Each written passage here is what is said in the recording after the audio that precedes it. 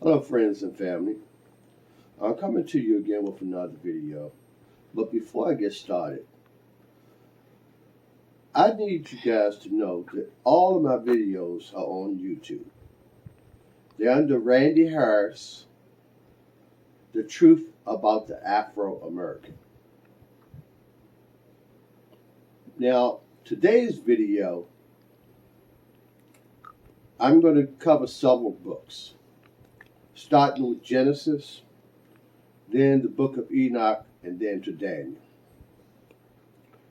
Now, I'd like to start with Adam and Eve. You know, in the Garden of Eden, our Heavenly Father placed a tree of knowledge of good and evil. Now, one of the things that I've come to the hypothesis of is this. Our Heavenly Father, first of all, is perfect in all His ways. Everything that He does for a reason. So there was a reason why that tree was in the garden. And I don't think so much that it was to tempt them. But at some point, I think that He intended for them to eat from the tree and gain the knowledge. But they were not ready yet.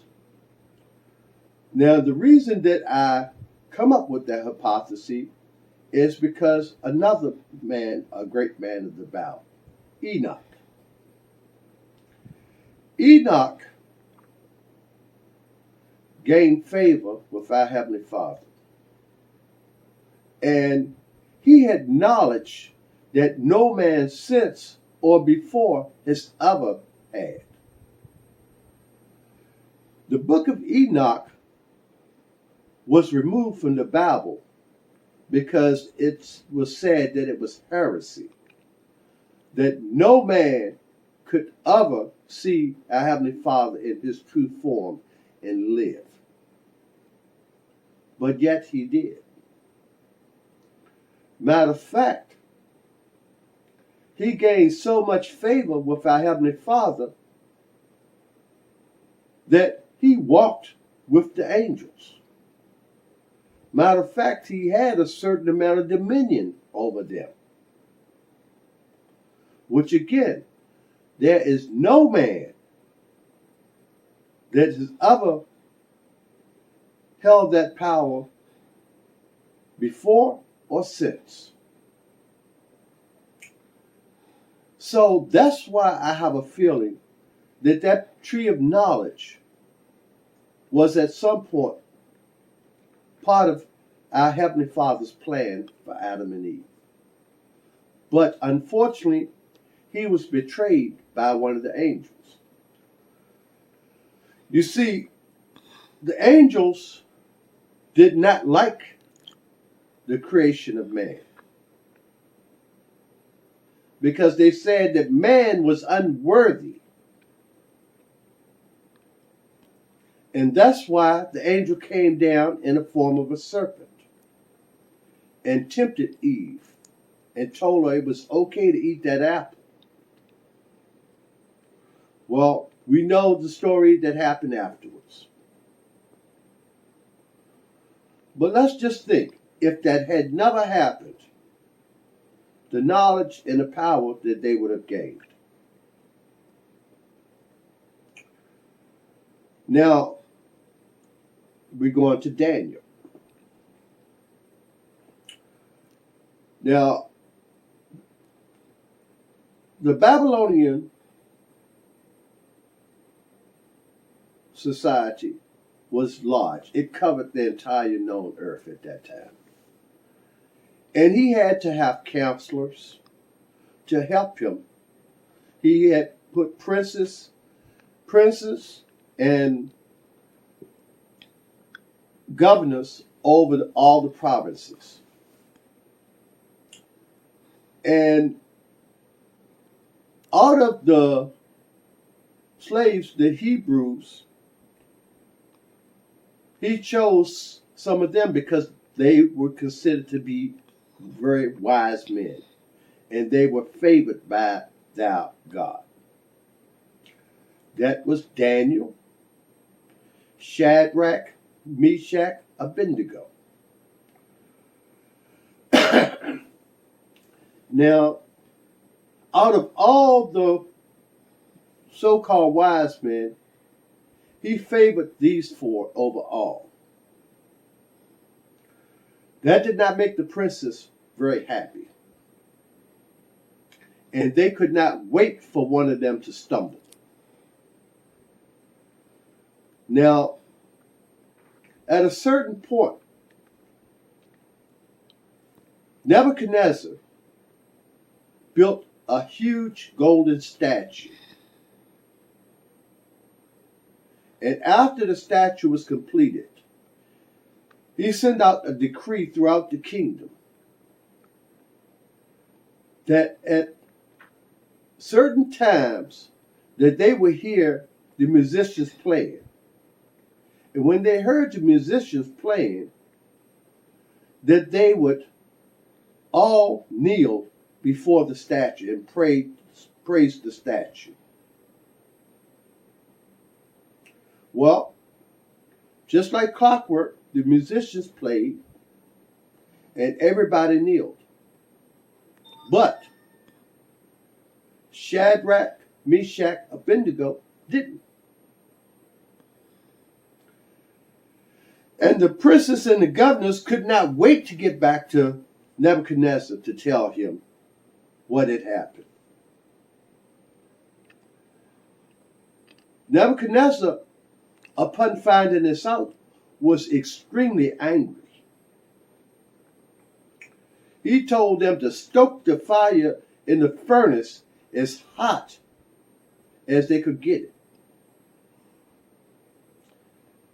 And he told them to bring Shadrach, Meshach, Abednego before him.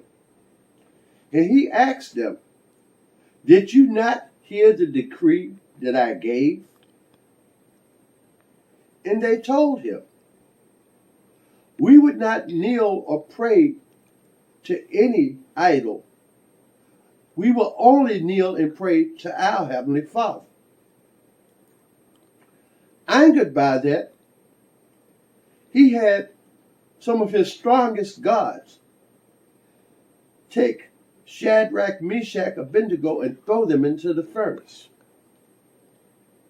Now the fire was so hot that the guards that threw them in perished. They burnt to death. But Nebuchadnezzar was astonished, because not only did he see them stirring around, walking around in the midst of the furnace, unharmed, but there was a fourth figure in there. A figure that, as he said, resembled the Son of God. And he turned to his advisors. He said, "Do you not see this? Not only are they walking around, but there's a fourth person in there." And they said, "Yes, we see this just as much as you do." So he called to Shadrach, Meshach, Abednego to come out of the flames. Now, when they came out, not their garments, nothing burnt, not even a mark on them. They didn't even smell like smoke. He was amazed. And of course, he asked about the fourth figure, which they said nothing of. Now, the reason that I'm bringing that up is this. If you believe in our Heavenly Father and you call on Him by His name, He will keep you. He will save you. He will protect you. But you have to know who He is. Now, recently, in the midst of this pandemic, there have been a lot of ministers who had held church in the midst of this, thinking that they were protected by God. Well, we know how that turned out. Matter of fact, some of it even local here in Richmond. But the reason I'm pointing that out is this. You have to know who he is in order to seek his protection. Now, I pointed out something in one of my previous videos about a dream that Nebuchadnezzar had, where in that dream, the head of gold, the neck and chest of silver, the stomach and thighs of brass, the legs of iron, and the feet of iron and clay. And I pointed out to you which kingdoms those represented. But the most important kingdom was the one that was of iron and clay. Why was it so important? Because that was where the stone that was cut out without a head smoked. And it was a reason that it smoked that part of the body. Because that was the last kingdom that had control over his chosen people.